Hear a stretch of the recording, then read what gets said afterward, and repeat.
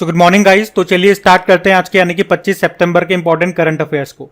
तो इस प्रश्न में आपसे पूछ रहे हैं, हाल ही में किसे world leader for piece and security award 2023 से सम्मानित किया गया? तो आंसर होगा माता अमृतानंदमयी को। तो अम्मा के नाम से लोकप्रिय माता अमृतानंदमयी, इनको वैश्विक शांति, आध्यात्मिकता और करुणा में उनके उल्लेखनीय योगदान के लिए उन्हें अभी इस सम्मान के लिए चुना गया है। और यह अवार्ड कौन देगा?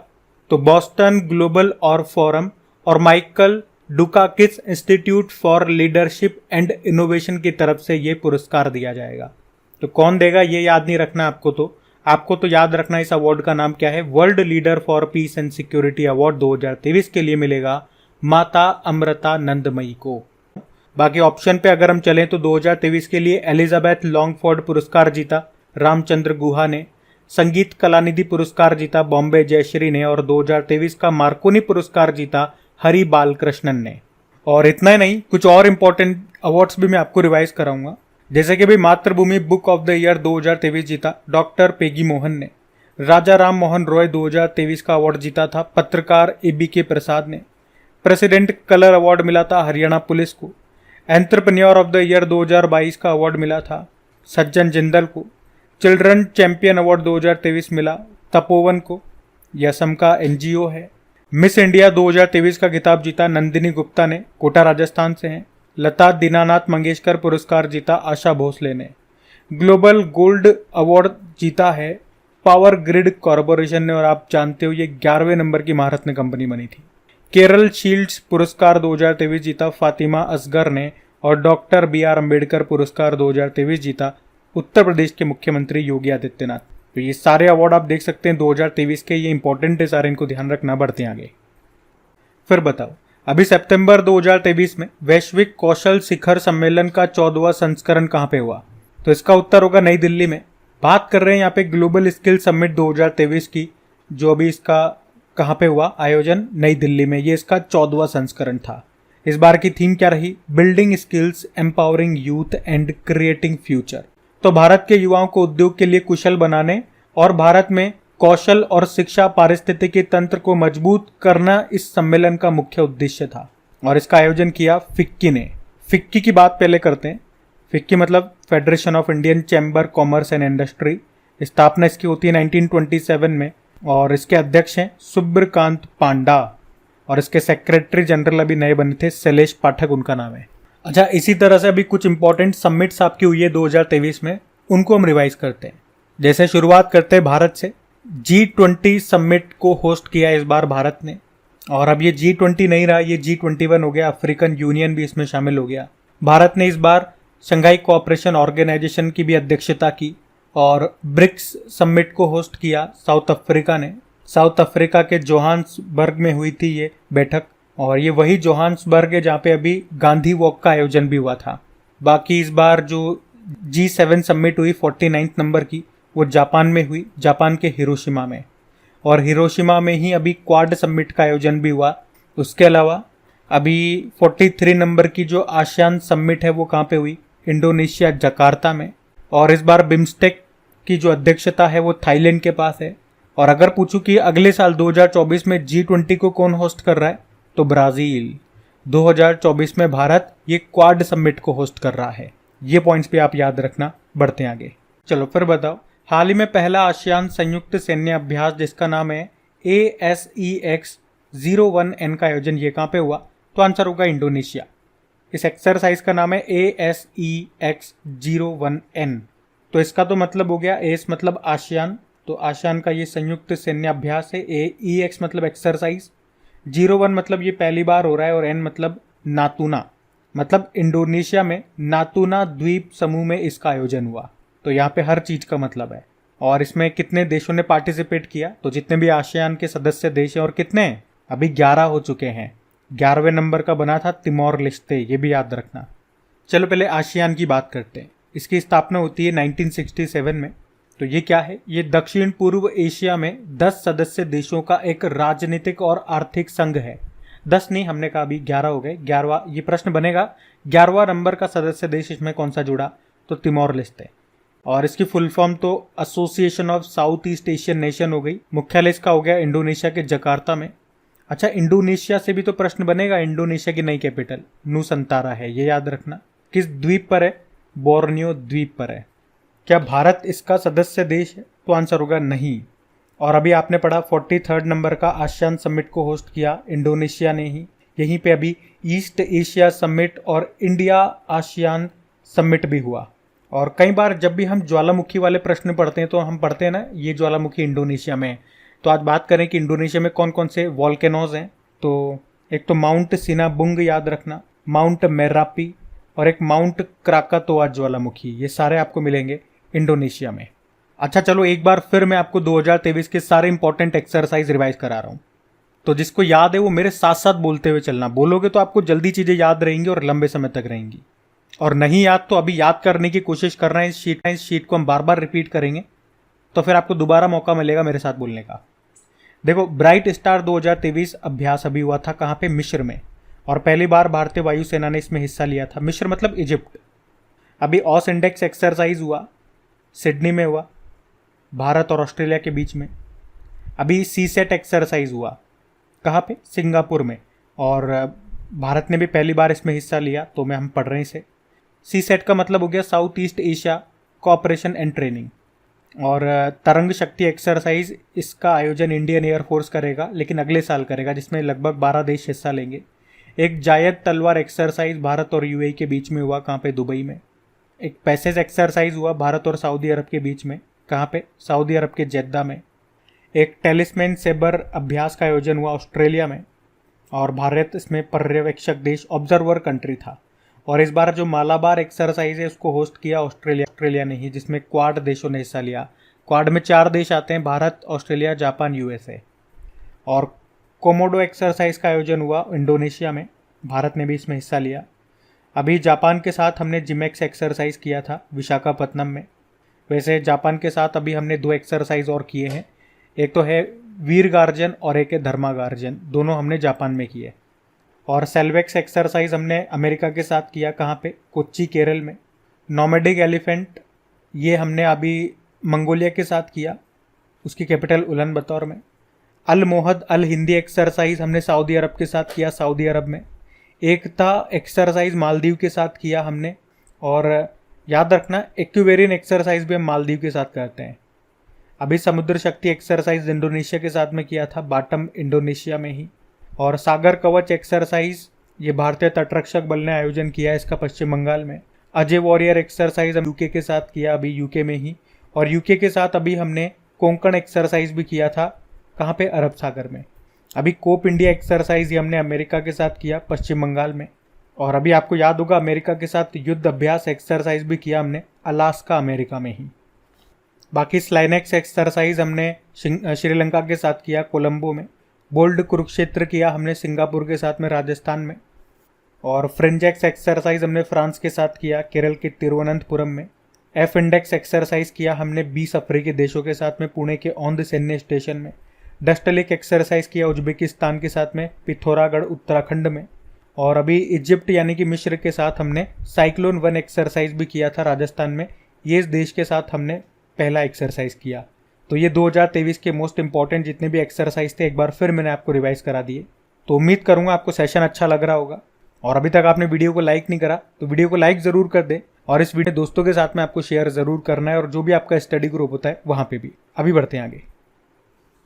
चलो फिर बताओ, हाल ही में किस जानवर को खाद्य पशु का टैग मिला है? तो आंसर होगा मिथुन। तो अभी फसाई ने मिथुन को खाद्य पशु, फूड एनिमल के रूप में मान्यता दे दी है। मतलब अब इंसान इसे खा पाएंगे, मतलब जो भी नॉन वेजिटेरियन लोग होते हैं वो इसके मांस को भोजन के रूप में खा सकेंगे। अब देखो बेचारा मिथुन यही सोच रहा होगा मन ही मन में कि फसाई ने मुझे फंसा दिया, क्योंकि फसाई ने तो इसको ये टैग दिया है, फूड एनिमल का टैग। तो ये टैग मिलने से क्या होता है, अब इसके मिथुन के जो मांस होता है, जो मीट होता है, इसके खरीद फरोख्त आराम से हो सकेगी, खुला व्यापार कर सकेंगे लोग, लीगल होगा। अब ये आराम से आप खुले में बाजार में इसके मांस को बेच पाओगे। और वैसे इसके मीट को खरीदने के लिए और बिक्री करने के लिए आपको रजिस्टर करना होगा, और उसके लिए एक एप्लीकेशन भी इन्होंने लॉन्च किया है। उस एप्लीकेशन का नाम है एम अनित्रा, और यहाँ पे मिथुन के मीट का नाम भी रखा है वेशी। तो मैं वही चीज़ें आपको बता रहा हूँ जो न्यूज़ में है। और सबसे इंपॉर्टेंट बात, एग्जाम में आपसे हो सकता है ये प्रश्न नहीं पूछे, प्रश्न को घुमा के पूछ लें कि बताओ मिथुन जो है ये किस राज्य का स्टेट एनिमल है। तो वैसे तो ये नॉर्थ इंडिया में पाया जाता है, लेकिन ये स्टेट एनिमल है अरुणाचल प्रदेश का और नागालैंड का, और इसे पहाड़ के मवेशी के रूप में भी जाना जाता है। अच्छा, इसी तरह का एक प्रश्न मैं आपको याद दिलाता हूँ। फसाई की अभी हम बात करेंगे डिटेल में, लेकिन आपको याद हो तो पिछले साल फसाई ने हिमालयन याक को भी फूड एनिमल का टैग दिया था। अब याद आ गया होगा आपको। फसाई की बात करें, फसाई मतलब food safety and standard authority of India, जिसकी स्थापना होती है 2008 में, अधिनियम है 2006 का, नई दिल्ली में इसका मुख्यालय है। और अभी इसके नए सीईओ कौन बने थे? गंजी कमलावी राव, लेकिन इसके चेयरमैन कौन है? राजेश भूषण है। अच्छा, मिथुन का वैज्ञानिक नाम भी हो सकता है, आपसे पूछ ले एग्जाम में, थोड़ा और डीप में जाए तो इसका साइंटिफिक नेम होता है बॉस फ्रंटेलिस। अच्छा, वैसे अभी यूनियन टेरिटरी है आपका लद्दाख, उसका नया स्टेट एनिमल किसे बनाया गया था? तो स्नो लेपर्ड को, जिसे आप हिंदी में हिम तेंदुआ बोलते हो। और बारासिंगा, ये किस राज्य का स्टेट एनिमल है? तो ये यूपी का है और एमपी का है। और बारासिंगा से कुछ याद आया, चलो ये प्रश्न मेरा आपके लिए होगा, ध्यान से सुनना प्रश्न। अभी इस कैसे पूछूं मैं आपसे, चलो ऐसे बताओ कि अभी खेलो इंडिया यूनिवर्सिटी गेम्स का जो तीसरा संस्करण हुआ था यूपी में, उसका मैस्कोट यानी कि शुभंकर क्या था? वो जो भी मैस्कोट का नाम है ना, वो रिप्रेजेंट करता है बारासिंगा को, इसलिए मैंने आपसे पूछा, तो ये ध्यान रखना। बढ़ते हैं आगे। फिर बताइए, अभी हाल में सर्वाधिक समय तक अंतरिक्ष केंद्र में रहने वाले पहले अरब अंतरिक्ष यात्री कौन बन गए? तो आंसर होगा सुल्तान अल नयादी। सुल्तान अल नयादी ये यूनाइटेड अरब अमीरात के अंतरिक्ष यात्री हैं, एस्ट्रोनॉट हैं। और आपको बता दूं, ये अंतरिक्ष के सुल्तान के नाम से मशहूर है। और अभी ये इंटरनेशनल स्पेस स्टेशन में 186 डेज रह करके आए, और इस तरह से वे सर्वाधिक समय तक अंतरिक्ष केंद्र में, क्या इंटरनेशनल स्पेस स्टेशन में रहने वाले पहले अरब अंतरिक्ष यात्री बन गए। और आपको बता दूं, इससे पहले ये अंतरिक्ष में स्पेस वॉक करने वाले भी पहले अरब अंतरिक्ष यात्री बने थे। और इसी तरह का एक प्रश्न मैं आपको पूछूं या याद दिलाऊं, तो अंतरिक्ष में जाने वाली पहली अरब महिला अंतरिक्ष यात्री कौन बनी? तो ये भी प्रश्न बनेगा आपका। इनका नाम है रैयान बरनावी, ये सऊदी अरबिया की है। और अगर आपसे पूछा जाए ना कि चांद पर जाने वाली पहली महिला अंतरिक्ष यात्री कौन बनी? Christina Koch. किस मिशन के थ्रू? आर्टेमिस मिशन, जो कि नासा का मिशन है। अच्छा, अंतरिक्ष की बात हुई है तो बड़ा दिन बाद मौका मिला है चंद्रयान और आदित्य के बारे में बात करने का। एक बार रिवीजन करते हैं कुछ इंपॉर्टेंट पॉइंट्स। चंद्रयान 3 कब इसे लॉन्च किया था हमने? 14 जुलाई को। कब ये पहुंचा? 23 अगस्त को। कहाँ पहुंचा भैया? मून के, चांद के दक्षिणी ध्रुव पे।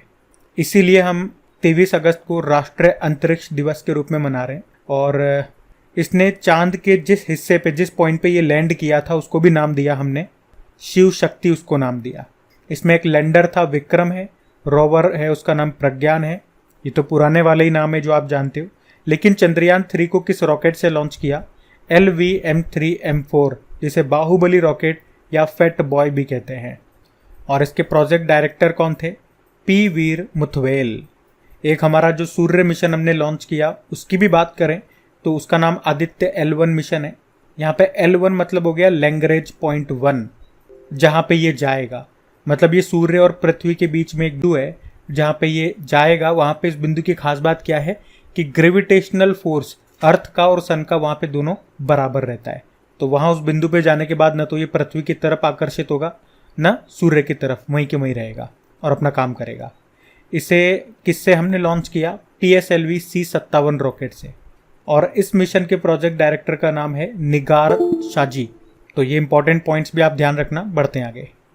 चलो फिर बताओ, अभी असम सरकार ने युवाओं के सशक्तिकरण और आत्मनिर्भरता के लिए कौन सा अभियान शुरू किया? तो आंसर होगा मुख्यमंत्री आत्मनिर्भर असम अभियान।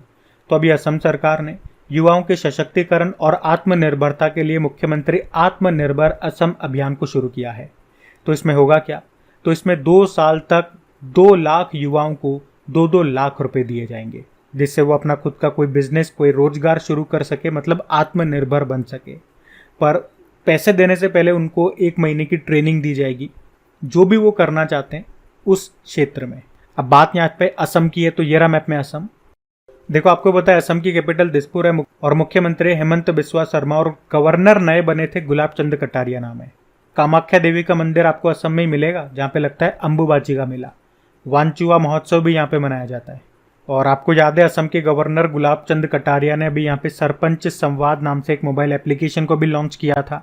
और ईट राइट स्टेशन प्रमाण पत्र सर्टिफिकेट पाने वाला उत्तर पूर्वी रेलवे का पहला रेलवे स्टेशन ये गुवाहाटी रेलवे स्टेशन बना था। और यहाँ पे जो काजीरंगा नेशनल पार्क है उससे भी 2-3 प्रश्न बनते हैं। एक तो ये एक सिंग वाले गेंडों के लिए फेमस है, अभी सैटेलाइट फोन से लेस होने वाला पहला नेशनल पार्क बना था। और काजीरंगा नेशनल पार्क की पहली महिला क्षेत्र निदेशक बनी डॉक्टर सोनाली घोष। अभी असम सरकार ने स्वच्छ जिलों को पुरस्कृत करने के लिए अवार्ड देने के लिए मोदी अवार्ड शुरू किया था। अभी यहाँ के चोकुआ चावल जिसे जादुई चावल कहते हैं उसको जीआई टैग मिला। और बैडमिंटन के लिए राष्ट्रीय उत्कृष्टता केंद्र स्थापित हुआ गुवाहाटी में। और याद रखना पूर्वोत्तर का पहला कंप्रेस्ड बायोगैस प्लांट बनेगा असम में ही। तो ध्यान रखना ये पॉइंट्स, बढ़ते आगे। फिर बताओ अभी हाल ही में G77 प्लस चीन का शिखर सम्मेलन का आयोजन कहाँ पे हुआ? तो आंसर होगा क्यूबा देश में। तो G77 और चाइना का जो ये समिट है ये हुआ अभी कहाँ पे? क्यूबा में। अच्छा, क्यूबा की कैपिटल क्या होती है? हवाना। करेंसी यहाँ की है क्यूबन पीसो। और इस समिट की बात करें तो इसका उद्देश्य क्या रहा? ग्लोबल साउथ यानी कि विकासशील देशों को सशक्त बनाना। अच्छा, क्या G77 ग्रुप में चाइना शामिल है? तो आंसर होगा नहीं है। अगर शामिल होता तो फिर हम ऐसे क्यों लिखते कि G77 और चाइना के बीच में समिट हुआ, क्योंकि चाइना भी तो फिर उसी के अंदर होता, उसमें शामिल नहीं है, तभी हम ऐसे लिख रहे हैं कि G77 और चाइना के बीच ये समिट हुआ। जैसे आपने पढ़ा होगा आसियान और भारत के बीच में जो समिट हुआ था, तो भारत जो है ये आसियान का मेंबर नहीं है, इसीलिए हमने ऐसे लिखा। तो G77 की बात करें तो इसमें कई सारे देश इसमें शामिल हैं, लगभग 135 देश इसमें शामिल हैं। और ये 135 देश एशिया से हैं, अफ्रीका, साउथ अमेरिका, कैरेबियन और ओशियाना के ये लगभग 135 देश इसमें शामिल हैं। अच्छा, क्यूबा की आपने कहा कैपिटल हवाना है, लेकिन आपको याद होगा बाउल ऑफ शुगर किसे कहा जाता है? क्यूबा देश को ही कहा जाता है। और भारत में अगर बात करें बाउल ऑफ शुगर किसे कहते हैं तो उत्तर प्रदेश को, चीनी का कटोरा। अच्छा, ये तो हो गया G77। अगर हम G7 की बात करें तो इसमें 7 सदस्य देश हैं। कौन कौन से हैं? तो हमने एक लाइन याद करी थी, गर्लफ्रेंड को जूस पिलाना है। तो GF मतलब Germany, France, JUICE Japan, USA, Italy, Canada और इंग्लैंड। ये 7 इसमें सदस्य देश हैं। और अभी आपको बताया 49 नंबर की इसकी समिट हुई थी हिरोशिमा जापान में। और G8 की अगर बात करते हैं तो इन देशों में रशिया को और जोड़ दोगे तो G8 बन जाएगा। और G20 तो आप जानते ही हो, जिसकी स्थापना होती है 1999 में। और इसमें 19 सदस्य देश हैं, एक यूरोपियन यूनियन है और अभी अफ्रीकन यूनियन ने भी इसमें शामिल हो गया। तो अब आप इसे G21 कह सकते हो। पहले अफ्रीकन यूनियन की भी चर्चा कर लें, प्रश्न बनेगा यहाँ से, देखना। अफ्रीकन यूनियन स्थापना होती है 1963 में। 55 देशों का ये समूह है और इसका मुख्यालय है एडिस अबाबा जो कि इथोपिया की कैपिटल है। और इसके हेड कौन है? अजाली असोमनी। वैसे आप जानते हो 2023 में इसकी अध्यक्षता भारत कर रहा है, 18वां संस्करण है। अगले साल इसकी अध्यक्षता ब्राजील करेगा। पिछले साल अध्यक्षता इंडोनेशिया ने की थी। थीम क्या है इस बार? वसुदेव कुटुंबकम यानी कि one earth one family one future. Sherpa Amitabh Kant हैं। तो ध्यान रखना ये पॉइंट्स भी बढ़ते हैं आगे। चलिए फिर बताइए अभी हाल ही में BCCI ने किसे अपना ऑफिशियल पार्टनर बनाया? तो आंसर होगा SBI लाइफ। तो अभी BCCI ने 3 सालों के लिए घरेलू और अंतर्राष्ट्रीय सीजन के लिए SBI लाइफ को अपना ऑफिशियल पार्टनर बनाया है। आपको इसी प्रश्न से याद आ गया होगा, अभी IDFC फर्स्ट बैंक ये BCCI का घरेलू मैचों के लिए टाइटल स्पॉन्सर बना था। BCCI स्थापना इसमें होती है मुंबई में, हेडक्वार्टर है और अध्यक्ष हैं रोजर बिन्नी। वैसे आपको याद है IPL जो हुआ उसका टाइटल स्पॉन्सर कौन है? टाटा है। अभी एशियन गेम्स 2023 ये हुए हांगझाऊ चाइना में और इसमें जो भारतीय टीम गई थी उसको स्पॉन्सर किया अमूल ने। अभी इंडियन ऑयल से हमने पढ़ा था कि भारत में होने वाली पहली मोटो GP रेस का टाइटल स्पॉन्सर ये बना है इंडियन ऑयल। और अभी इंटरनेशनल क्रिकेट काउंसिल का ग्लोबल स्पॉन्सर बना था मास्टर कार्ड। तो ये भी करंट अफेयर्स के ही पॉइंट्स हैं, तो मैंने आपको रिवाइज करा है, तो ध्यान रखना इनको। बढ़ते हैं आगे। चलो फिर बताओ अभी हाल ही में किस राज्य के विश्वनाथ घाट को 2023 में भारत का सर्वश्रेष्ठ पर्यटन गांव चुना गया? तो आंसर होगा असम को। तो अभी पर्यटन मंत्रालय ने असम के विश्वनाथ घाट को वर्ष 2023 के लिए भारत के सर्वश्रेष्ठ पर्यटन गांव के रूप में चुना गया। और इस विश्वनाथ घाट को गुप्त काशी के नाम से भी जाना जाता है। और डेली अगर आप हमारे करंट अफेयर्स का लेक्चर पढ़ते होंगे तो आपको याद आ रहा होगा, इसी तरह का एक प्रश्न हमने कुछ दिन पहले पढ़ा था कि अभी केंद्र सरकार ने पश्चिम बंगाल के मुर्शिदाबाद के किरीटेश्वरी को इस साल सर्वश्रेष्ठ पर्यटन गांव के रूप में चुना। और आपको बता दूं, ये दोनों न्यूज़ मैंने टाइम्स ऑफ इंडिया से ली है, तो दोनों के मैं यहाँ पे स्क्रीन पे लगा रहा हूँ फोटो, आप आराम से पढ़ सकते हो। तो दोनों न्यूज़ में है, तो मैंने आपको दोनों बता दिया ताकि कोई भी चीज़ आपसे मिस ना हो। अब यहाँ पे एक बार फिर से जो भी इंपॉर्टेंट गांव विलेजेस अभी न्यूज़ में रहे थे, एक बार मैं आपको फिर से रिवाइज करा रहा हूँ, ध्यान से सुनना। जैसे भी हमने पढ़ा था कि देश का पहला गांव कौन सा बना था, माणा गांव बना था, ये उत्तराखंड का है, जो अभी तक आखिरी गांव हुआ करता था। भारत का पहला संशोधित जैव गांव वाला राज्य बना त्रिपुरा। और अभी भारत का पहला संशोधित जैव गांव मॉडिफाइड बायो विलेज वाला राज्य बना त्रिपुरा, और उस गांव का नाम है दासपारा। और देश की पहली कार्बन न्यूट्रल पंचायत बनी जम्मू कश्मीर का पल्ली गांव। देश का पहला 24/7 सौर ऊर्जा संचालित गांव बना गुजरात का मोढेरा गांव। और हर घर में आरओ का पानी पहुंचाने वाला उत्तर प्रदेश का पहला गांव बना भरतोल। और देश का पहला सैनिटरी नैपकिन मुक्त गांव बना केरल का कुंभलांगी गांव। जम्मू कश्मीर का पहला दूध गांव बना जेरी गांव। देश का पहला जिला जिसके हर गांव में पुस्तकालय है, झारखंड का जामताड़ा जिला। अभी ये हमने पढ़ी लिया। और फेयंग गांव ये मणिपुर का है, कार्बन पॉजिटिव टैग पाने वाला पहला गांव बना था। बालिका पंचायत का सफल आयोजन ये गुजरात के कुनेरिया गांव में किया गया। महाराष्ट्र के महाबलेश्वर का मांगर गांव ये देश का पहला शहद गांव बना। तो इस तरह से ये अभी तक जितने भी इंपॉर्टेंट गांव आपके न्यूज में रहे थे पिछले 1-1.5 साल में, वो सारे मैंने आपको इस शीट में रिवाइज करा दिए। और आप में से अगर कोई इस वीडियो को वेरी फर्स्ट टाइम देख रहे हैं तो आपको बता दूं, इस एक दिन की करंट अफेयर्स में पूरे साल भर के करंट अफेयर्स का हम चक्कर लगा के आ जाते हैं।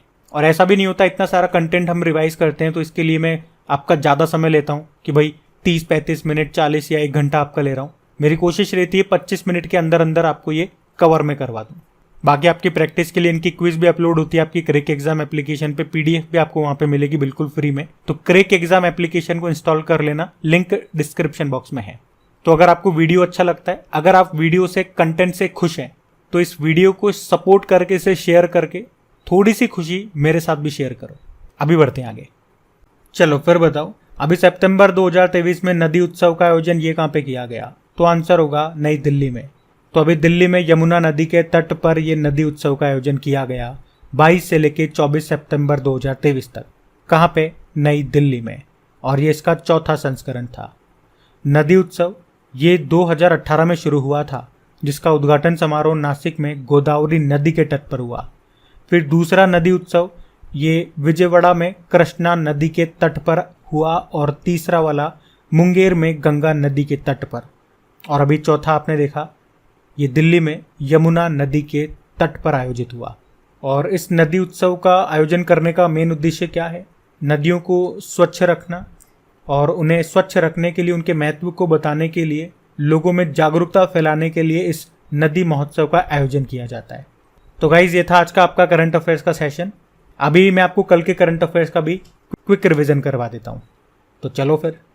तो पहला प्रश्न पूछा था, अभी नई खोजी गई समुद्री टॉर्डीग्रेड प्रजाति का नाम किसके नाम पे रखा गया? तो एपीजे अब्दुल कलाम।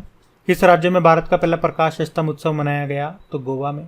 और भारत और किस देश के बीच युद्ध अभ्यास का आयोजन हुआ? अमेरिका। और अंतर्राष्ट्रीय सांकेतिक भाषा दिवस मनाया 23 सितंबर। अभी 20वां राष्ट्रीय पुस्तक मेले का आयोजन हुआ लखनऊ में। अंतर्राष्ट्रीय वकील सम्मेलन 2023 का आयोजन हुआ नई दिल्ली में। और आईसीसी के तीनों फॉर्मेट में नंबर 1 स्थान पे आने वाली दूसरी टीम बन गई भारत। एमएसएमई के लिए नियो फॉर बिजनेस नाम से एक लेन देन बैंकिंग प्लेटफॉर्म लॉन्च किया एक्सिस बैंक ने। और भारतीय सेना में शामिल स्वदेशी निर्मित स्वनिष्क्रिय एंटी टैंक माइंस का नाम क्या है? विभाऊ। फिर बताओ कि अभी 53 सालों के बाद हांगकांग को पछाड़ के दुनिया का सबसे मुक्त अर्थव्यवस्था बन गई कौन सी? सिंगापुर। चलो अभी कल का होमवर्क प्रश्न भी देखते हैं और सेशन एंड करते हैं। तो कल के वीडियो में पूछा था अर्जुन पुरस्कार जीतने वाले पहले क्रिकेटर का निधन हो गया, नाम बताओ। तो आंसर होगा सलीम दुर्रानी। आप सभी ने प्रश्न का बिल्कुल सही उत्तर दिया। अब ये रहा आज का आपका होमवर्क प्रश्न।